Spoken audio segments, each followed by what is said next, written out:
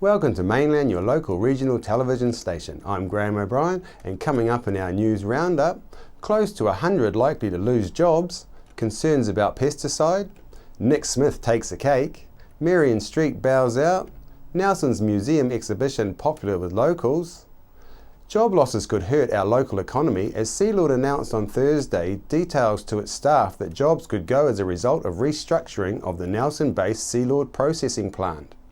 Sealord General Manager Doug Paulin told their workers that the company needed to restructure the wet fish factory based in Nelson through a reduction in both operations and staff numbers working there, as the factory was not economically viable in its current form. This meant that 97 jobs were at risk, which equates to 13% of Nelson's workforce. Neville Donaldson, Assistant National Secretary of the Service and Food Workers Union, believes that the job losses could be higher. The losses would be a tragedy for the workers, their families and the Nelson community, he said. Local charter boat operator Barry Bird has serious concerns over operations at the port close to local food outlets where he believes the poison 1080 is being stored and transported. He said that the port dust was always being blown around the area, and although the baits were stored in sealed bags, there was nothing to stop those being pierced by a forklift when moved. When contacted, Department of Conservation refused to confirm or deny the presence of this poison being stored in that area. However, DOC spokesman Trish Grant confirmed that there was 150 tonnes of toxic bait stored in the port industrial site. The exact location of this storage was being kept under wraps for security purposes. Election results from the weekend confirmed that National remains a government and Nick Smith's Nelson MP-elect. The party had a collective tote of over 1 million votes, winning by 48.06% of those who voted, winning 41 seats and 20 list seats to make a total of 61 seats in Parliament. The results were not great for the opposition, with Labour winning only 24.69% of the votes nationally, with only 29 MPs voted into their electoral seats and gaining only 5 list MPs. This all means that Nelson is set to lose one of its long-standing MPs, Labour list MP for Nelson, Marion Street. Chrissy Small spoke with Marion Street about the results. I'm talking to Labour MP, list MP for Nelson, Marianne Street. Marianne, the results of the weekend. Have you lost your seat? Yes, it would appear that I have lost my seat in Parliament. I am just on the cusp. There are 293,000 special votes yet to be counted. They may change proportionality in Parliament, and so I won't know for certain until the 4th of October. But at the moment I'm preparing as if I have lost my seat, because certainly on the night I did. Well, this will be a sad loss for Nelson, because you of course are a voice for Nelson. What's the reaction been amongst your constituents here? Oh, I've had a lot of very warm support, a number of people who have been very upset that I won't be in Parliament anymore. It's been a really good thing for Nelson, I think, to have both a government and an opposition MP speaking up for it, because sometimes we speak on the same things in the same way. We speak in concert, and quite often we speak differently for different people. So I'm sorry that Nelson won't have a voice in Parliament for those who really need affordable housing, or who really need $60 a week for newborns and extra paid parental leave and more free early childhood education hours. But that is the reality. There won't be anybody speaking up for those people anymore. Now, Marianne, would you say that, the party vote has taken a huge hit this election? Yes. Any thoughts on why? Yeah, well, we need to analyse that really closely. We need to listen to people, to listen to the public, to listen to party members, and I think there needs to be more listening than talking go on at the moment in order to discern exactly why that was the case. Certainly, John Key pushed hard a don't rock the boat message, which may well have resonated with many people.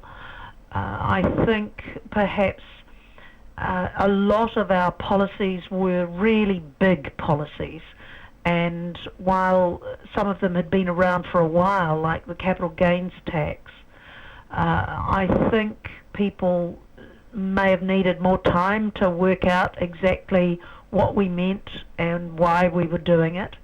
But we were absolutely convinced that the future of New Zealand required those big policies, including lifting of the age of eligibility for superannuation. Numbers of people didn't like that idea, but they didn't hear the whole policy enunciated.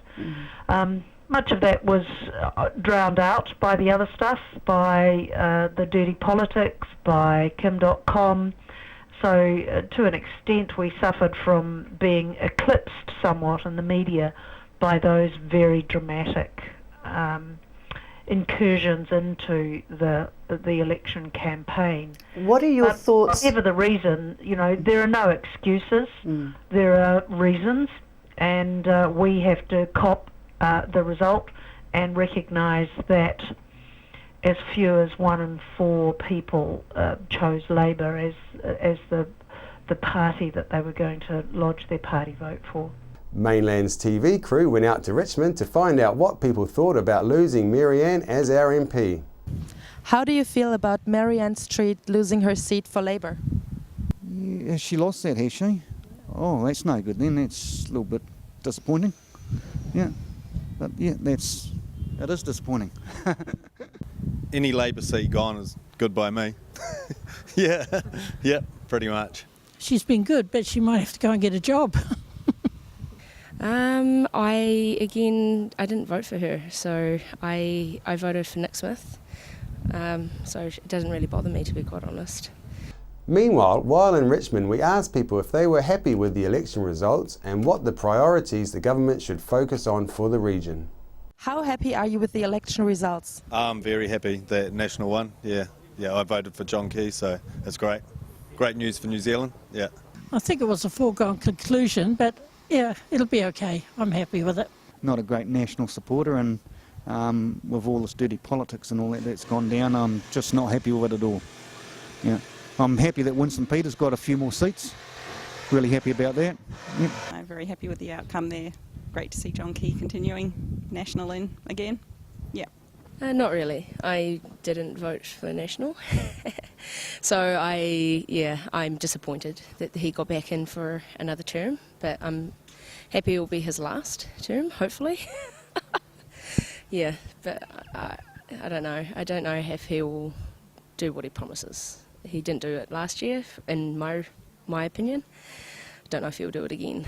Oh yes, I'm reasonably happy with what's happened. Yes, I have confidence, I think, in John Key and people like Bill English. He's got a good team. Yeah, so I'm reasonably happy with the result. Well, to me it depends what they do. So if National would do more of the things that I like getting rid of starvation and providing more jobs, doing a better job in ecology, getting rid of pesticides and poisons out of the environment, then I don't care who runs, because basically those are the things that I want to see happen. What do you think the government's priorities should be for our region? Well, yeah, biggest one is roading. Yeah, more roads, yeah, and the new Southern Link Highway. Yeah. Some of the inequalities between rich and poor, and caring for children and education. I'm strong on education, so I'd like to see a strong push there. Yep. We need to definitely look at schools, look at children, the environments that they live in. I'm a preschool teacher. I think it's really important that our children are cared for so they can be adults that are part of a society that, that is productive. Yeah, helping people with housing. There's not enough houses here for lower income people, and I think they need to somehow make the prices drop a little bit, because it's really hard. Like my kids, they can't afford to buy a house now, and we're lucky we've got one, but younger generation just can't afford to buy them. Well, I think they need to clean up the mess before it gets too out of hand, because like if you look at say 1080, something like that, where they've turned basically $1 billion organic game products industry into a $150 million poisoning exercise, like it's a poisoning cost. National MP for Nelson, Nick Smith, has retained his electorate. Mainland's TV's Gary Watson spoke with Nick in Mainland's studio this week about the election and what that means for Nelson. Well, Nick, a great victory for National, a great victory for you. Where to from here? Oh, it was a tremendous result on Saturday night, and we're hugely encouraged by that. But it's back to hard work. The process of elections is not about individuals or parties or John Key or me. It's about what you're able to deliver for New Zealanders. They've sent a very clear message that they want to stay the course, that they want to keep New Zealand heading in the right direction. And so now it'll be for the Prime Minister to work out what confidence and supply agreements we may have, particularly with the Maori Party, with United Future, and with ACT, and then for him to appoint his cabinet and for us to get underway. The great thing is that it's a very clear result. In my view, the sort of scenario we had in '96, where we effectively had no government for 10 weeks while Winston made up his mind, I think it's a blessing for New Zealand that it's a nice clean result that lets the Prime Minister get on with the mandate to govern. It did provide a lot of instability at that period, didn't it? Yeah, it did. And when Winston was in government, 96 to 99, New Zealand was not the winner. When he was in government with Helen Clark, it made life hell for her and for that government. I think the part that's absolutely extraordinary about the election result is that National obviously increased its vote in 2008 when it was first elected. It did so again in 2011, and to do so a third time in 2014. That hasn't happened in New Zealand politics since more than a century ago, and that is truly extraordinary. I think it reflects the fact that National is a mainstream party. It's not dominated by any sort of extreme faction, and John Key has been very clear that we're there to govern in the interests of all New Zealanders. And I think the second thing is that the parties of the left have quite deliberately chosen to go down a real hard left sort of direction, and the public has rejected that.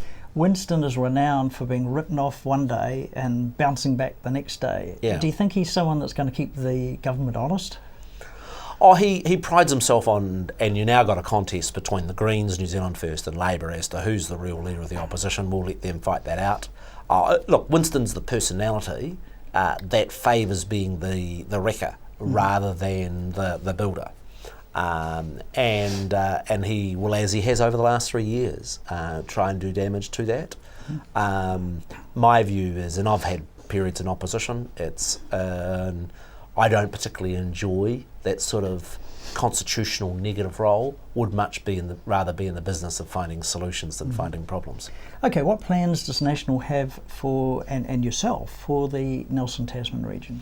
Well, I set out during the campaign quite specifically 5 projects that I wanted to advance that I think would help grow the economy, help make Nelson a better place to live. They are this quite new idea of developing the plant and food building into a seafood research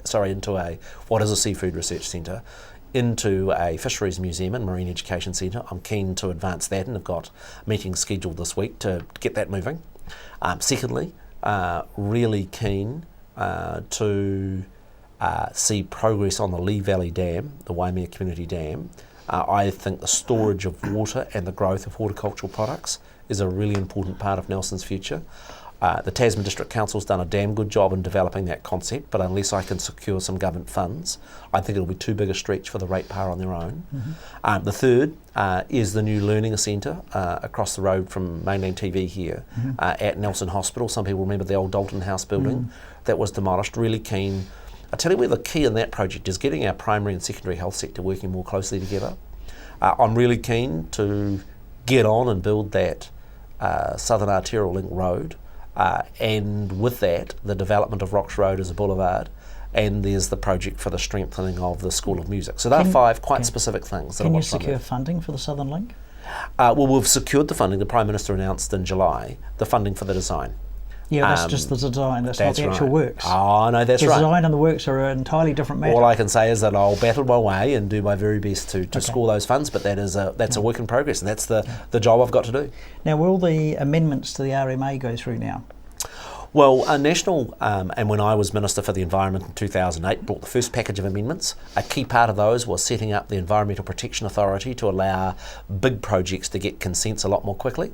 And if we look at Transmission Gully, if we look at the Waterview project in Auckland, over $1 billion project, we look at just last week, approval was given for the motorway north of Auckland, the Puhoi to Elsford motorway, and they've worked well, but there's more work to do. We tried in the last Parliament to make progress. A key priority for us between now and Christmas will be getting a new RMA reform bill in. What ministerial roles will you be seeking in this next government? Oh, that's a discussion for me to have with the PM. But your personal preference. Oh, look, what are some of your pet ones? My passion is the natural resource area. Okay. And always has been. That's where I think I can add the most value. I'm the only engineer in Parliament.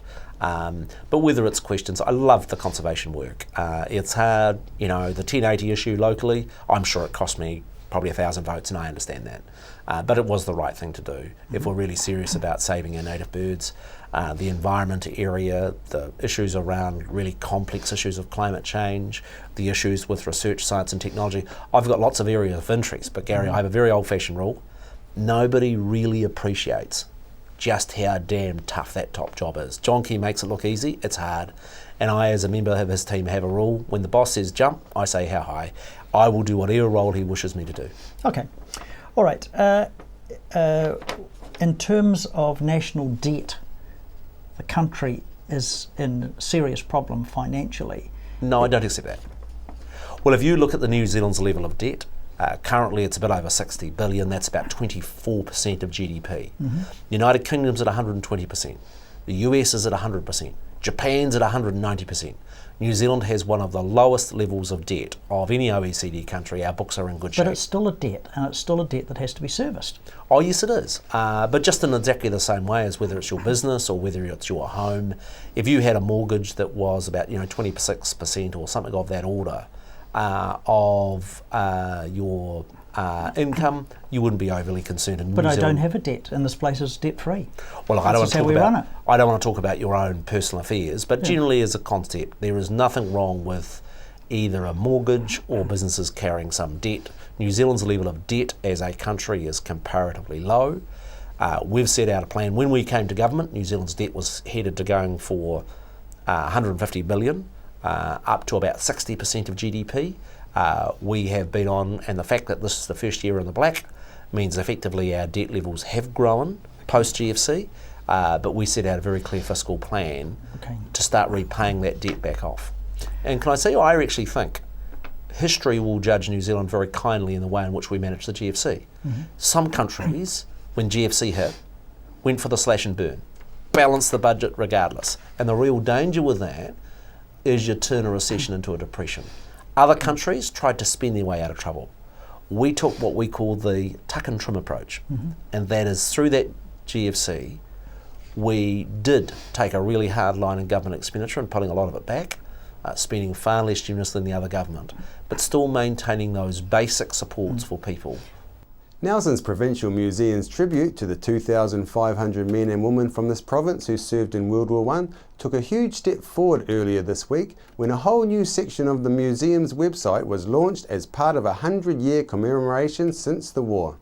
I went to the Nelson's Museum to speak with CEO Peter Millward about the exhibition and the new website. We're down here at the Nelson Provincial Museum talking to Peter Millward about the exhibition that he's got going.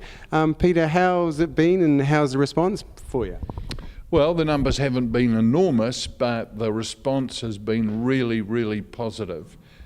We've seen probably more people in their 70s and 80s in the last couple of months than we've seen for years.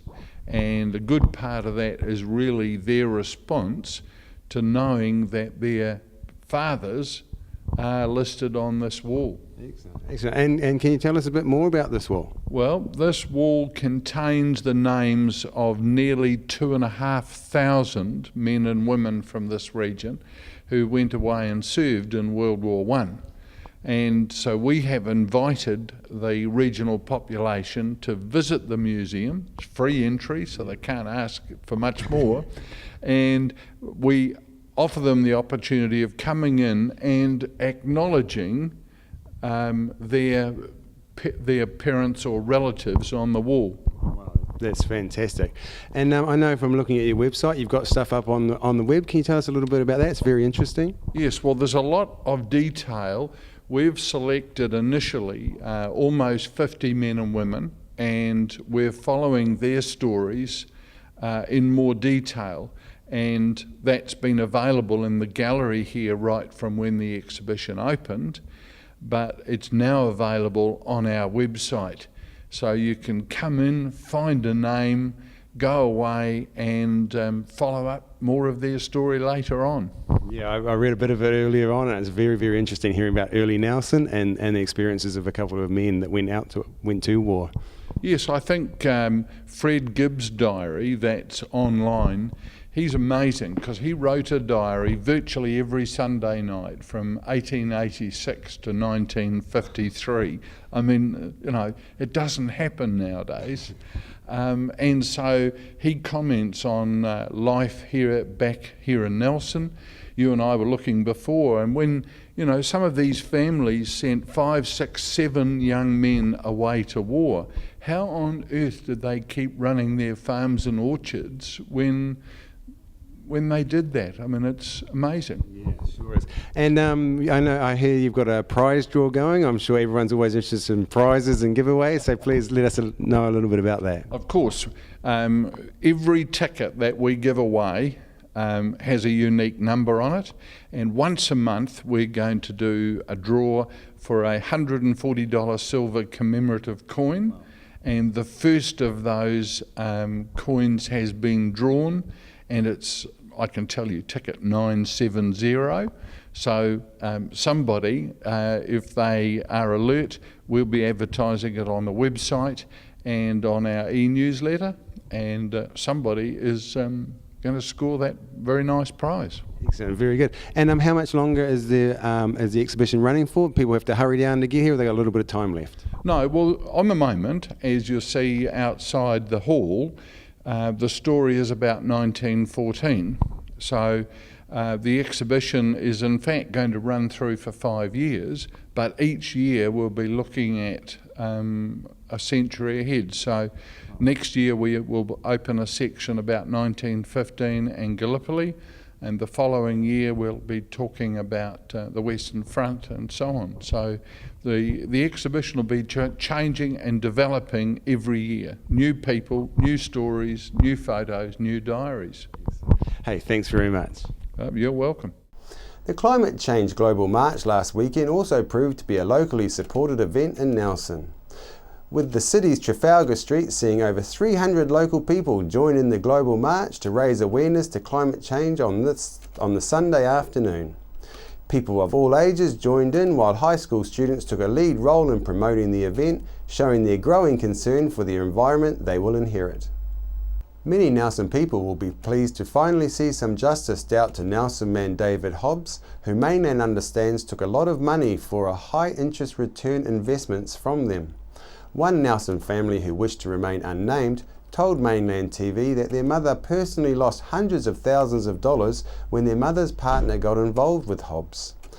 David Hobbs has been ordered to give up possession of 2 Nelson properties after Nelson District Court's Judge Collins refused to set aside the orders from a previous settlement. Although justice has been done for some investors, there is little comfort for Nelson people who entrusted their money to Hobbs and will likely never see their money again. And finally, daylight savings starts Sunday the 28th. Don't forget to put your clocks forward 1 hour before you go to sleep on Saturday. After the break, we'll bring you the latest weather update and some events and happenings coming up from around the region.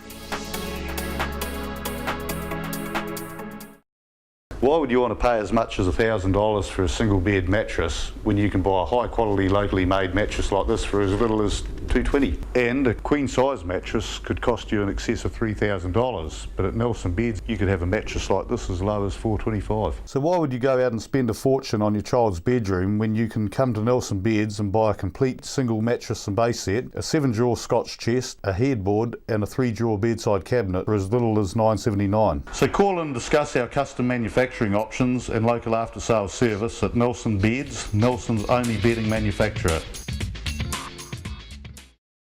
Oh, to be healthy. Lifestyle, diet and exercise, complemented with quality supplements, can provide you the insurance vital for your natural health and well-being. With over 10 years professional experience making some of New Zealand's most trusted nutritional supplement brands, visit the Oh to Be Healthy factory outlet in Wakatu Industrial Estate. Over 200 supplements to choose from, free on-site parking, no middleman. Oh, to be healthy. Caring for you naturally. The majority of information in our life comes to us through our vision. With only one set of eyes to last our lifetime, it's important that you look after them. For over 20 years, Carrington Eye Care has led the way in providing the Nelson Tasman region with professional eye care. Our team are committed to providing you and your family with the highest standard of eye care. As part of this commitment at Carrington Eye Care, we recommend Crizal lenses. Crizal is a revolutionary lens which repels dust and fingerprints. This means it's easier to clean and stays cleaner longer. Visit us at our Nelson, Richmond and practices and ask about our Crizal satisfaction guarantee.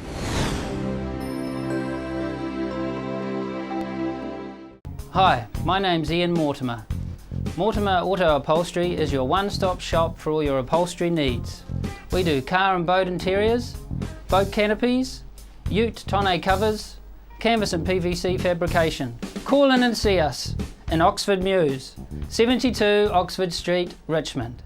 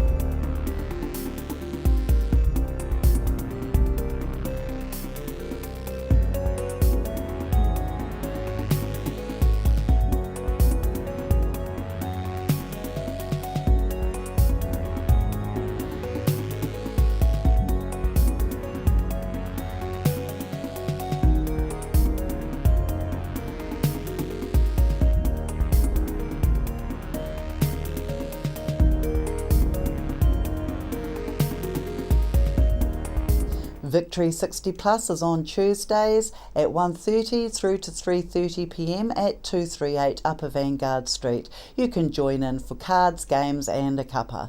For more information you can contact Jan on 546 9057 or 027 4577 955. On behalf of the team here at Mainland Television News, thank you for joining us.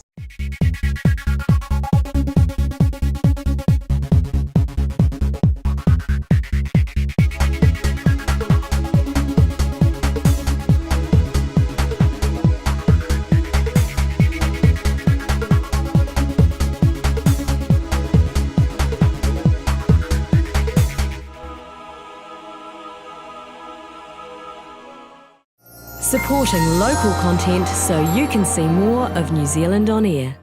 Hi, I'm John McMillan at the Nelson Power Tool Centre. We have great prices on all the top quality brands of power tool. Tools and equipment at our showroom 146 Tahunanui Drive in Nelson. The Nelson Power Tool Centre, the specialists that stand behind and service what we sell. Discover the Belgrove Tavern just 20 minutes south of Richmond on State Highway 6. A restaurant, functions, weddings, barbecue, a garden bar with lots of room for kids. Come in, see us.